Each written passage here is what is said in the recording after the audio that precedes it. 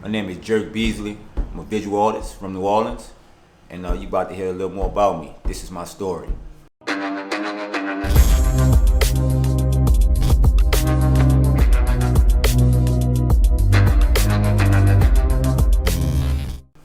right. So tell everyone, I'm like, where you? Well, you just told everybody where you from, but actually tell us, like, what part you from. Well, I'm from Gentilly, man. New Orleans, A1, New Orleans, Gentilly area, I would say Gentilly terrace area of New Orleans. That's where I'm from, born and raised. Okay. So growing up, who inspired you to actually become one? One painter, artist, et cetera, et cetera. Well, my father was super creative when it came to the art aspect of things. I mean, 'cause being an artist, it's a lot of different elements to it.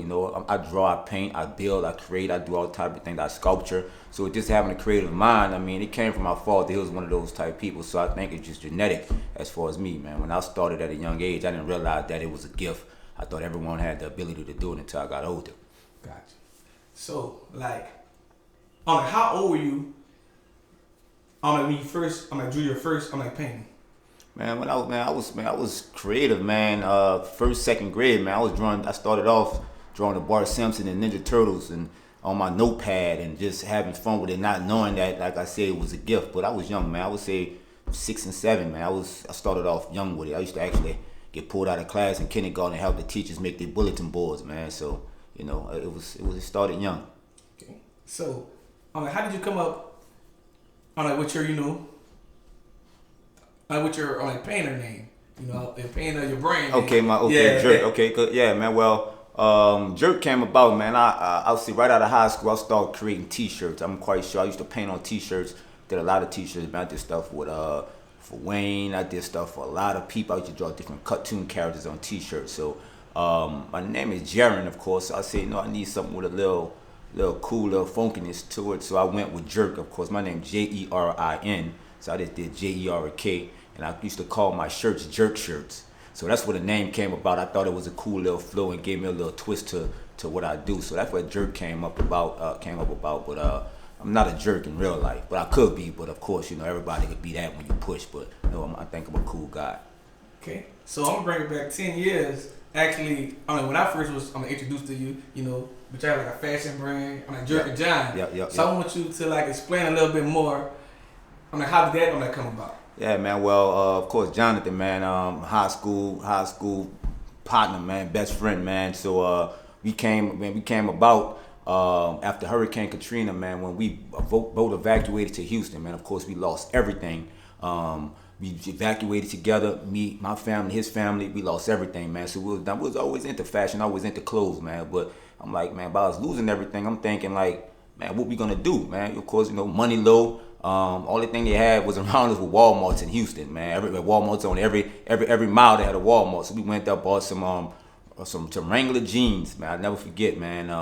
And we just start creating our own clothes, man. Just start doing T-shirts, start doing jeans, bleaching them, dyeing them. And I was always an artist. Start splashing paint on them, just start doing crazy things with them. And I was like, man, you know what? This is a hit. Everybody was doing T-shirts, which I was doing T-shirts, but I say, man, nobody's doing jeans. So once we started doing it, we were just doing it to wear, man. It wasn't supposed to be a business. We were just doing it just to look cool and still have something fashionable to wear on a budget. And then we went to wearing it around, man, and started getting crazy compliments about it. But just a light bulb went off, and we just went into business and started manufacturing our denim out of Los Angeles, man, and made it a thing, man. And it was a big deal, man.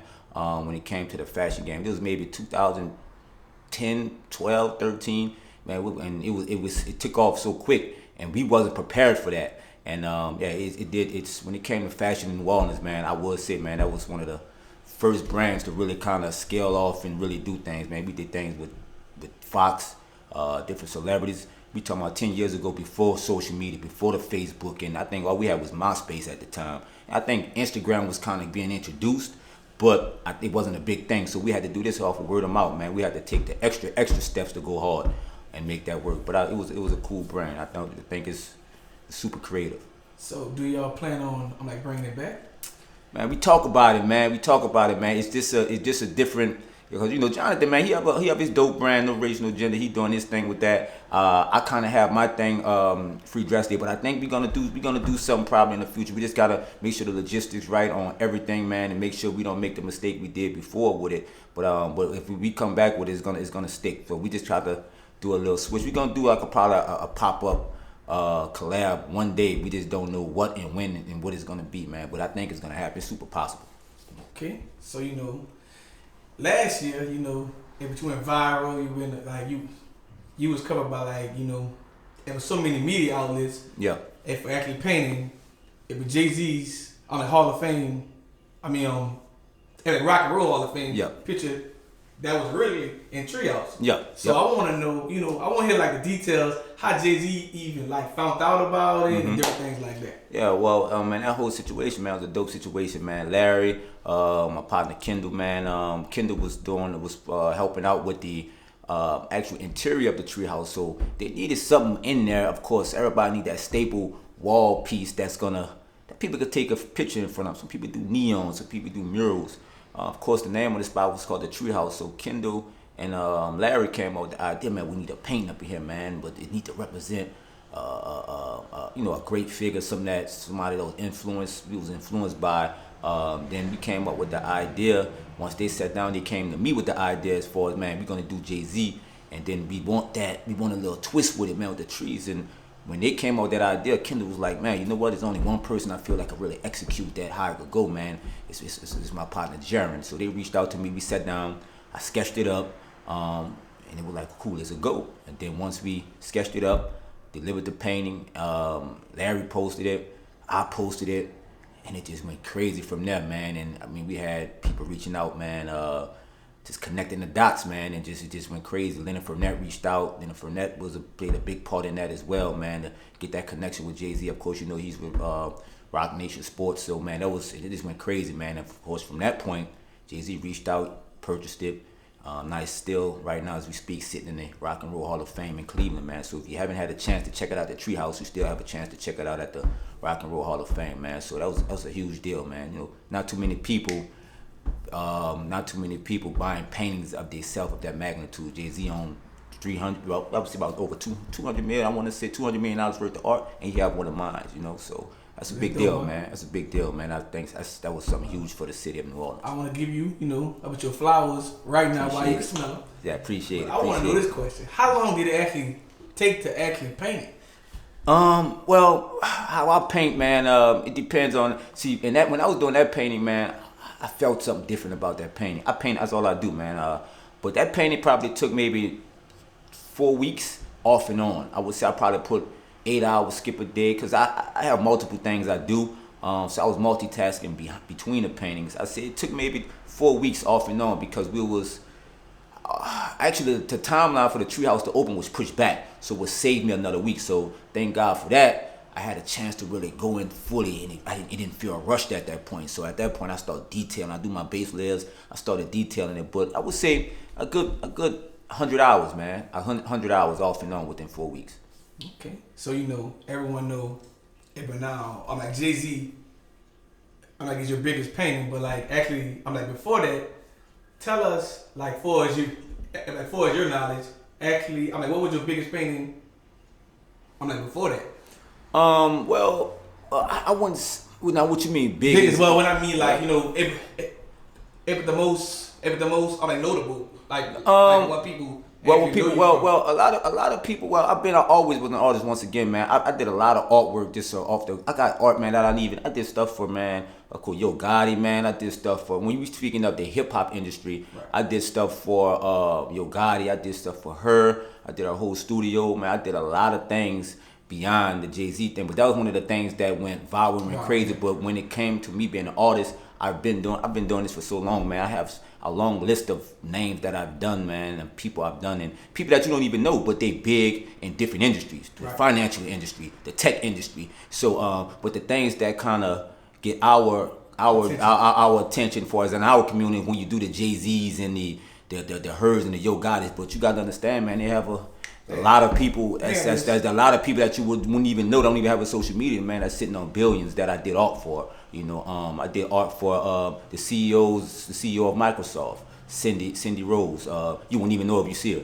One of the guys, one of the guys that running the Beer Diamond Company. You wouldn't even know him if you see him. So I did stuff like that, but yeah, man, I did a lot of art, man. Within the last 12, 15 years, man, I met a lot of great people. Well, I'm gonna tell you, if I think I saw you in a picture, you were on like delivery on some art at Art Basel. Yep. Art Basel, yeah. I was. So, if I was seeing, it's all good. It's all good, man.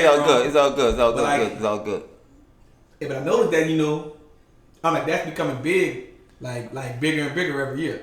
So I'm like, my question is to you: do you feel like you want to bring something down here like that? Not the same name, but like something a little bit, to that magnitude. Yeah, man. Actually, man, I'm actually in the talks with a lot of artists from out here, man. We have a group that we formed. We actually working on something to bring to New Orleans. I actually speak all the artists from New Orleans, man. A lot of us cool, man. That's one thing about New Orleans, man. It's a nice, cool art community, man, and everybody is great at what they're doing. They're doing their thing. So we got together and we forming a group now. We forming some type of art event that we can bring in New Orleans. We got like 6 or 7 of us. We forming something that we can get together and start doing in New Orleans, man. Because New Orleans is one of the creative. Already want to come here. Man, come on, man. And it's one of the most creative cities, man. You have people from around the world come and suck up what we already doing and take it back to where they from. But everybody else is capitalizing off of it. Where we the ones that's getting the last bit of the actual of the pie when it come to it. But we have a lot of us have to go other places. And how New Orleans work is, you have to have a Jay-Z to stamp you. You have to have these people to stamp you. This is with music. This is with everything we do for the locals to catch on, right. But we already been here, man. And once we start capitalizing on us already here, we wouldn't have to go nowhere and keep everything here. But if that's how the game played, that's how we're gonna play it. So we are forming something to answer that question, man. And we're gonna have some great coming within the next few years. Gotcha. Yeah. So being one artist, tell us what do you enjoy most about it, and tell us what do you actually dislike about it. Well, when it comes to me, as far what I do love about it is it's therapeutic for me. For one, it's super therapeutic. Then the money come after that. But I have to. The money is basically a bonus for me when I do it, man. Cause that's what I love to do. It's my gift, so I'm gonna be blessed with it. But the dislikes of it is the creative block. I'm an artist, so I do get a block sometimes. I can't create. It's hard for me to create, so I have to kind of reset my mind and do everything else. Sometimes I can't draw a straight line or a circle if I don't feel like doing it. So that's what comes with this art game, man, is having a creative block. That's one of the downfalls of it, man. But other than that, it's just super therapeutic for me, first of all. And once it's like it's second nature. So that's one of the things I do love about it. Gotcha.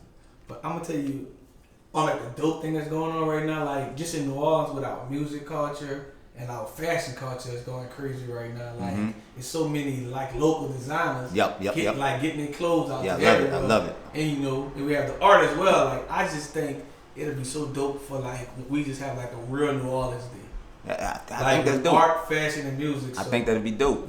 I ain't a promoter no more, but I'm gonna talk to some people. Yeah, I think man. that'll be a dope day. I think that'd be a dope day, man. And a real New Orleans day. I know they got 504 day. Right. Real New Orleans day, when everyone is involved. Everyone involved, man. The fashion, the art, the music, man, and just make almost like a festival out of it. Right.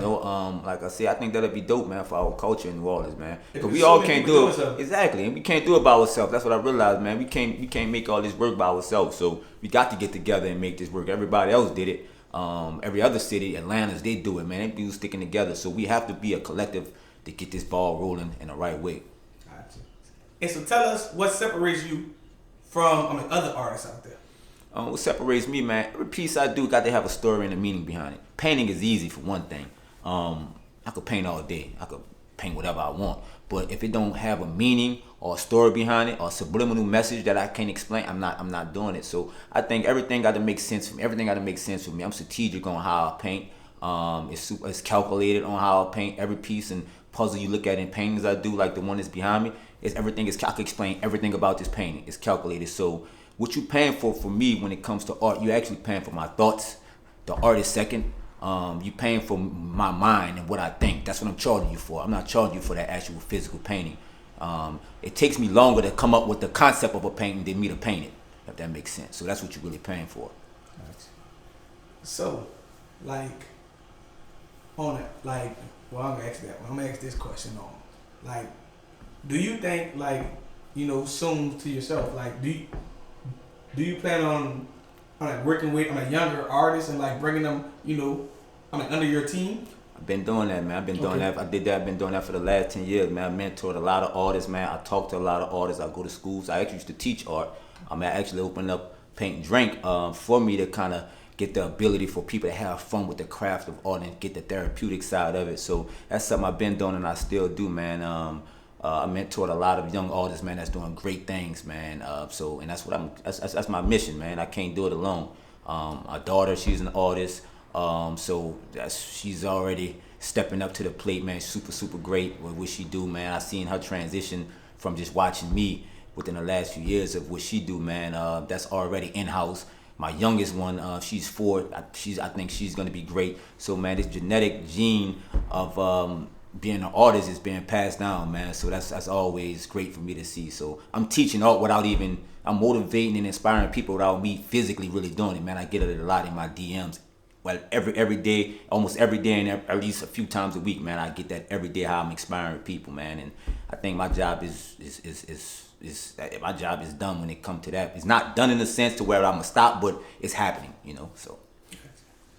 So has there ever been one point in your career, we just want to give up? Everybody have that thought. I'll be allowed to tell you that I didn't have that thought, man. Everybody in every craft have that craft. They do have that thought to where it's not working. You're gonna give up, but I mean, it's just like anything else. And I don't want to sound like, oh yeah, just keep going, it's gonna happen. But I kept it going, man, and I kept it going, and just as long as, and I realized too, as long as I'm painting, as long as I'm working. You're gonna have them downsides. Well, it's gonna catch though at some point. But yeah, definitely, man. I definitely had the thoughts to where, yeah, I'm gonna stop. This not working. I'm gonna go back and get me a job and go from there. But look, I mean, I kept it going, and I'm seeing definitely the benefits of what I'm doing by keeping that momentum moving. Okay.